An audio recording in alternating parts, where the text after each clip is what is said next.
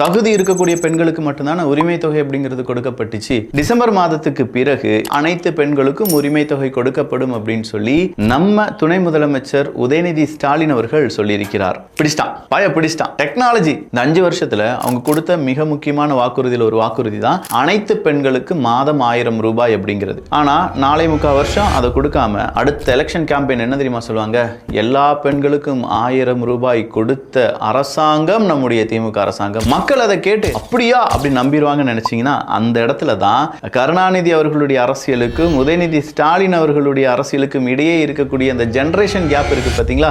Gen Z இவங்கெல்லாம் ரொம்ப முன்னேறி அறிவார்ந்த சமுதாயமா உருவாகிட்டாங்க. முதல்ல ஒரு சமுதாயத்தை நீங்க எப்படி வச்சிருந்தீங்கன்னா, நம்ம கட்சி சொன்னா கேட்டுருவாங்க, உங்ககிட்ட இருக்கக்கூடிய மீடியா பவரை வச்சு நீங்க என்ன வேணாலும் நம்ப வைக்கலாம். ஆனா இன்னைக்கு உங்க மீடியாவை தூக்கி சாப்பிடுற மாதிரி ஒவ்வொரு வீடியோக்களும் மில்லியன் கணக்கில் அடிச்சிட்டு இருக்கு. மெயின் மீடியால இருந்து சோசியல் மீடியா வழி வந்ததுனால அனைத்து பெண்களுக்கும் 1000 ரூபாய் அப்படி ஒரு வார்த்தையை நீங்க யாராவது சொல்லிட்டீங்கன்னா அது மட்டும் சோசியல் மீடியால வெளியில வந்துருச்சுன்னா, அதாவது இந்த 4.25 வருஷம் 1000 ரூபாய் கிடைக்காத பெண்கள் எல்லாம் உங்களுக்கு எதிராக மாறிடுவாங்க அப்படிங்கிறதுல 100% எந்த டவுட்ஸும் கிடையாது.